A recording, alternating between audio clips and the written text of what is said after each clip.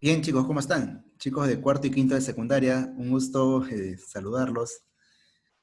Y bueno, como es de costumbre, siempre termino con ustedes la grabación de las clases, pero bueno, hay que continuar, ¿sí? Hay que continuar, ya falta poco. Por cierto, ya estamos entrando ya a un nuevo mes, ¿sí? El día martes ya comenzamos un nuevo mes, ya el mes número 9. Ya falta muy poco también ya para poder concluir este segundo trimestre y comenzar con la última parte del año escolar, chicos, ¿ya? Bien, con la intención de poder acelerar los temas que hemos estado trabajando, justo la última vez estuvimos trabajando acerca de el virreinato del Perú, ¿verdad? Claro, cómo es que se estableció, cuál fue la intención, y es más, habíamos comentado sobre algunos hechos relacionados a lo que pasaba antes que se establezca el virreinato, ¿verdad? Y luego también, por último, habíamos hablado sobre las características económicas del virreinato del Perú. ¿Ya, chicos? Nosotros vamos a acelerar un poco los temas y vamos a hablar uno de los acontecimientos más grandes en la historia de nuestro Perú durante la época del virreinato, siglo XVIII. Si estamos hablando del siglo XVIII, estamos hablando de los años 1700, claro. Y es en esa época, chicos, en la que van a haber poblaciones indígenas, poblaciones campesinas que no están para nada de acuerdo con el desarrollo del virreinato. Genera demasiados problemas. Claro, obvio beneficia a los criollos, a los españoles, ¿no? A la corona española, pero a los indígenas muy poco o nada. ¿Ya, chicos? Es por eso que debido a las condiciones críticas que se vivían en el virreinato, estamos hablando de pobreza, estamos hablando pues de maltrato, de explotación laboral, de explotación de indígenas en las minas, por ejemplo, es producto de ello. Ah, y es más, súmale de que van a haber reformas de la corona española, van a haber reformas que van a afectar pues a algunos caciques, ¿no? A algunas autoridades indígenas. Y es por ello que, sumado a lo anterior, van a originar pues la idea de cambio, ¿no? La idea de querer realizar transformaciones aquí en el virreinato. Y es por eso que se generan, ¿qué cosas? Se generan rebeliones. Así es, muchachos, se generan rebeliones. ¿No? Y hay que sumar que en el mundo también pues está influyendo bastante una ideología en el mundo y esta rebelión de indígenas se dio luego de esta aplicación de esta ideología en el caso de Estados Unidos. Sí, pues Estados Unidos era un país que dependía de Inglaterra y logró su independencia aplicando la famosa ilustración, que era una ideología que buscaba la libertad, la igualdad. Y esa ideología también llegó al Perú. Entonces, en esa época justo estaba viviendo, pues por ahí, ya tú sabes qué personaje está aquí en la imagen, Tupac Amaru II, claro, ¿ya? Uno de los personajes indígenas, un líder indígena que lideró pues una de las más grandes rebeliones de América del Sur y que producto de ello varios países comenzaron a pensar ya en la independencia, ¿ya, chicos? Entonces, el día de hoy nosotros vamos a hablar acerca de esta rebelión de Tupac Amaru II, de las rebeliones indígenas, porque aparte de Tupac Amaru II también hubo otro líder indígena que también poco se suele enseñar, pero hoy lo vamos a mencionar. Vamos a estudiar cuáles fueron las causas de estas rebeliones y cómo es que se desarrollaron, ya, chicos, durante el virreinato del Perú.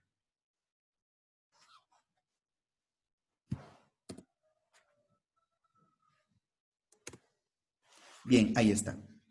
Entonces, el título es Las rebeliones indígenas en el Virreinato del Perú, siglo XVIII. ¿Sí? ¿De qué trata? Bueno, fueron movimientos sociales, fueron movimientos anticoloniales. ¿Qué quiere decir anticoloniales? Que están en contra del Virreinato del Perú, ¿verdad? Dirigido por líderes indígenas y mestizos en contra del gobierno del Perú, ¿ya? En contra del gobierno español, mejor dicho. ¿Por qué se rebelaron? Bueno, en primer lugar, chicos, la explotación de indígenas en las minas. Los españoles habían establecido la mita, que era un trabajo obligatorio de todo habitante indígena del Tahuantinsuyo, que consistía más que todo o principalmente en ir a trabajar a las minas. Sí, pues, porque recuerda que los españoles estuvieron cientos de años extrayendo metales preciosos del Perú, oro y plata, y para esto necesitaban que indígenas vayan a trabajar a las minas y los obligaban. Así es, habían comunidades indígenas, los jefes de estas comunidades eran los caciques, y los caciques muchas veces no podían hacer nada, ¿no? Porque ya era una ley, era una norma, el hecho de que vayan indígenas de su comunidad, de su cacicazgo, a trabajar a las minas, ¿no? ¿Qué más? Por el alto cobro de impuestos. Sí, pues la corona española aquí en el Perú, chicos, cobraba demasiados impuestos, sobre todo pues a los comerciantes, a las autoridades indígenas también les cobraba impuestos, ¿verdad? A los habitantes indígenas también. Entonces, mira, ¿no? O sea, la explotación, alto cobro de impuestos, ya estamos empezando las causas del por qué, hoy estamos comentando las causas del por qué se rebelaron. La discriminación social también y racial, por cierto. Recuerda que el español ve al indígena pues como un ser inferior, ¿verdad? Como un ser retrógrada, sin cultura, ¿verdad? O una persona salvaje, ¿no? Entonces, así consideran los españoles muchas veces con maltrato hacia nuestros abuelos indígenas. Entonces, ese también es un problema de la época, chicos, ¿ya? ¿Qué más? Y además se rebelaron en contra de las reformas borbónicas del rey Carlos III. En esa época, chicos, en esa época, asumía una nueva dinastía el gobierno de España. Antes gobernaba la dinastía de la cual venía Carlos V, que era la dinastía Habsburgo, pero en los años 1700, ¿no? O cerca de los años 1700, hay un cambio de dinastía, ¿sí? Un cambio de familia real. Entonces, ahí es donde comienza, chicos, este, digamos, a ver otras autoridades, comienzan a haber reformas. Ahí está, pues, al mando el rey Carlos III, y como una de las reformas que él hace, ¿no? Carlos III, él es dividir el virreinato del Perú, porque él decía, el virreinato del Perú es muy, muy extenso, es muy grande, y por lo tanto hace difícil su administración. Y por lo tanto decidió dividir el virreinato del Perú, y así salieron más virreinatos. Ya chicos, por aquí está, mira. Ahí está. Aquí tenemos justamente pues lo que era el virreinato del Perú con la dinastía Habsburgo. Ahí está, mira, vas a poner atención. Aquí está. Este era el mapa, era sumamente amplio. Pero cuando cambió el gobierno de España, ahora la dinastía Borbón toma el poder. Entonces, mira cómo dividió el virreinato del Perú, ¿no? O sea, de lo que era grande, ahora mira cómo se ha achicado. Entonces, salieron nuevos virreinatos, por ejemplo, el virreinato de Nueva Granada, aquí está, donde está actualmente Colombia, Ecuador, Venezuela. Y, por ejemplo, mira, el virreinato del Río de la Plata, virreinato del Río de la Plata, que actualmente pues ahí está Argentina, está Uruguay, por ejemplo, claro, ¿no? Paraguay. Entonces, profesor, ¿y el resto? Ah, el resto ya estaba en manos de los portugueses, ya chicos, de los portugueses. Y por último, Chile, por acá está pues Chile, por acá está Chile, ya que es una franjita, que en realidad nunca fue virreinato, solamente fue una capitanía nada más, ¿ya? Es decir, un centro un centro de cuartel militar, por así decirlo. Ya chicos, eso era Chile en aquella época. Entonces, esto en realidad, chicos, fue un conjunto de reformas, se logró dividir el virreinato del Perú, y esta división del virreinato del Perú, eso afectó a muchos líderes indígenas de la época. Por ejemplo, Túpac Amaru II, él era comerciante, pero sobre todo él era arriero, ¿no? Profesor, ¿qué es arriero? Que él criaba caballos, ¿no? Criaba caballos, claro, entonces, o también criaba mulas también. Entonces, estos animales eran importantísimos para el trabajo del transporte. O sea, que él se dedicaba justamente al transporte. ¿Ya? Tener pues mula, caballo, era tener más o menos como un carro en aquella época. Y más o menos Tupac Amaru tenía pues como 200 mulas, 300 mulas. O sea, eso era bastantísimo, ¿verdad? O sea que tenía bastante poder económico. ¿Ya chicos? Entonces, al dividir el virreinato del Perú, eso le afecta al comercio de Tupac Amaru, eso le afecta a su actividad económica, ¿no? Y a otras autoridades también, porque van a haber países o puertos comerciales que ya no vienen hacia acá, hacia el Perú, sino que prefieren irse hacia aquí, ¿no? Hacia otros virreinatos, pero poco para el Perú. O si no, también comienza a tener menos ingresos de lo que tenía. Porque antes el centro de todo, pues, era el Callao. Pero ahora con crearse nuevos virreinatos van a haber más puertos comerciales y con eso hay menos ingresos para el virreinato del Perú. Eso es lo que le afecta, chicos, a líderes como, por ejemplo, Tupac Amaru II, que incluso vino a querer conversar con el virrey de la época, que era Agustín de Jauregui, ¿no? Y al final nunca lo recibieron, ¿no? Lo maltrataron más bien a Tupac Amaru II, y bueno, ¿no? Al final él se dio cuenta de la realidad de las cosas y comenzó pues a organizar una gran rebelión. ¿Me dejo entender? Así ocurre, chicos, esta rebelión de Tupac Amaru II, que por cierto no fue la única rebelión, hubo otra rebelión también, ¿sí? Así como Tupac Amaru se rebeló en la parte andina, en la parte cusqueña, había otro líder que se rebeló en la parte amazónica. O sea, ¿te imaginas un líder que organizó a comunidades indígenas amazónicas, a los Ashanincas, a los Aguaruna, a Guajún, a los Pano, a los Conibo, ¿no? Claro, hubo un líder que organizó esta rebelión, pero en la Amazonía, ¿ya? Eso también vamos a comentar un poquito a ver por acá.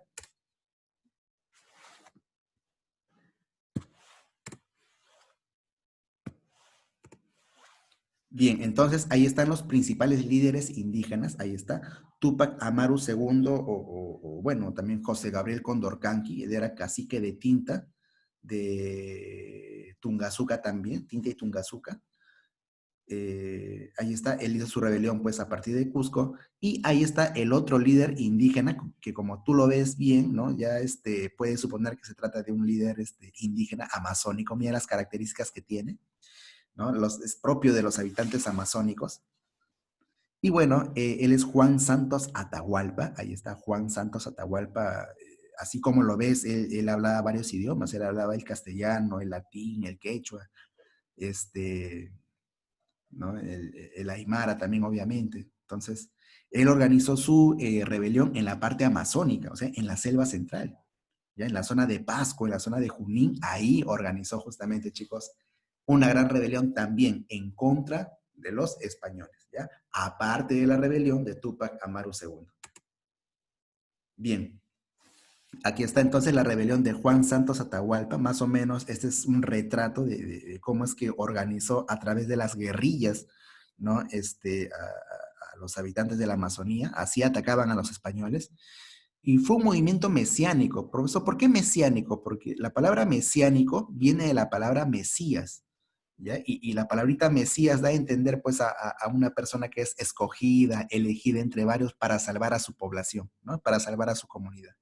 ¿Te acuerdas, por ejemplo, de Jesucristo? A él también le decían que era un Mesías, ¿verdad? Entonces, este es un movimiento mesiánico, ¿ya, chicos? Juan Santos Atahualpa fue el líder amazónico con dominio, ahí está, ¿no? Están los idiomas que hablaba, mire, latín, aymara, quechua, ¿no? Entonces, quiere decir que era una persona muy instruida, muy educada, y eso de paso hace pensar que tenía bastante poder económico, ¿ya, chicos? Y su rebelión fue en la selva central, ¿ya, chicos? Justo donde está Junín, ahí, y organizó pues a los pueblos Ashanincas, Aymaras, Shipibos, Conibos, Aguajún, Aguaruna, etcétera, ¿ya? ¿Cómo atacaban ellos? A través de la guerra de guerrillas. Solamente, chicos, que no se sabe en realidad, solamente se sabe que fracasó la rebelión, pero no se sabe cómo murió Juan Santos Atahualpa. O sea, no se tiene datos de cómo murió o cómo lo capturaron, no se cuenta con datos hasta ahora. Pero sí se cuenta con información de que existió esta rebelión. ¿Ya, chicos? Profesor, ¿y por qué no hay documentos? Sí, pues porque los españoles siempre trataban de desaparecer cualquier documento relacionado a alguna rebelión en contra del gobierno español, siempre trataban de desaparecerlo. Así como lo intentaron hacer también pues con el caso de Tupac Amaru II también.